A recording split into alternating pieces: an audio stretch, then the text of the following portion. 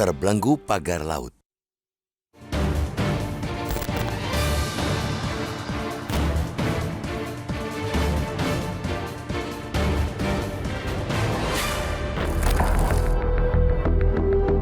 Dari hari ke hari, kasus pagar laut di Tangerang hanya menguatkan dua kemungkinan. Pertama, adanya pemodal besar di balik aksi itu. Kedua, lagi-lagi, negara yang lemah.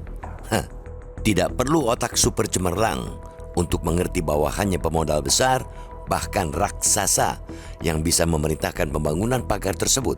Dengan panjang pagar yang kini mencapai 30 km lebih, biaya yang dikeluarkan jelas sangat besar. Hanya pemodal besar yang bisa melakukan itu. Adanya ormas nelayan, yakni Jaringan Rakyat Pantura atau JRP, yang mengaku sebagai pemasang pagar justru semakin menguatkan dugaan bahwa pemodal besarlah yang menjadi dalang. Dalih gotong royong para nelayan sebagaimana dikemukakan jaringan itu sangat sulit diterima akal. Hal ini mengingat biaya pembangunan pagar mencapai miliaran rupiah, sedangkan pendapatan nelayan sedang merosot. Alasan gotong royong memagari laut untuk mencegah abrasi juga menggelikan. Sebab bukan saja telah membuat nelayan sulit melaut, pagar itu nyatanya juga merusak ekosistem. Nelayan sejatinya sudah melaporkan berbagai keluhan tentang pagar laut itu ke Pemda sejak September tahun lalu, tapi tidak ada respons konkret. Kementerian Kelautan Perikanan atau KKP juga baru melakukan investigasi setelah masalah itu menjadi isu nasional 2 minggu ini.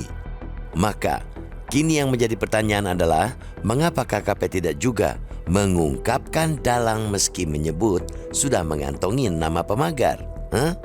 Padahal, bukan saja mengungkapkan otak kasus ini, KKP semestinya segera melakukan langkah hukum mengingat sedikitnya ada 4 peraturan yang dilanggar dengan keberadaan pagar laut itu.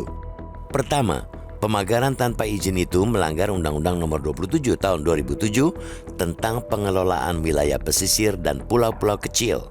Kedua, jelas pula pagar itu melanggar Undang-Undang Nomor 6 Tahun 1996 tentang perairan Indonesia yang menyebutkan bahwa pemanfaatan wilayah perairan harus berdasarkan kepentingan nasional, termasuk kepentingan lingkungan dan ekonomi masyarakat sekitar. Pun, pembangunan pagar tersebut tidak memiliki AMDAL. Maka pagar itu juga melanggar Undang-Undang Nomor 32 Tahun 2009 tentang perlindungan dan pengelolaan lingkungan hidup yang mensyaratkan bahwa setiap kegiatan yang berdampak penting pada lingkungan wajib memiliki AMDAL.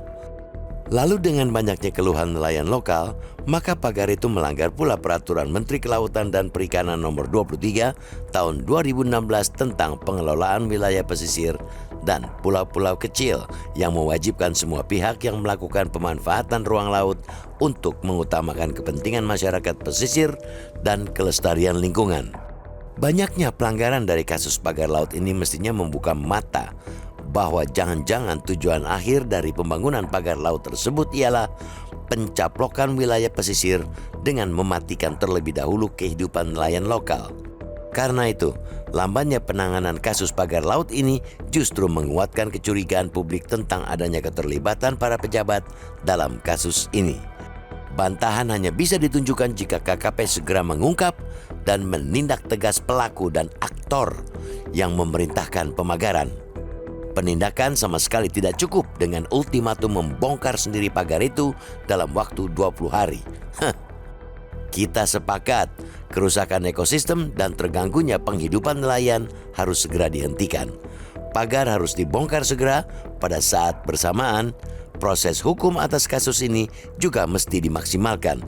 Ini sekaligus untuk membalikan cibiran publik bahwa negara sedang dibelenggu pagar laut.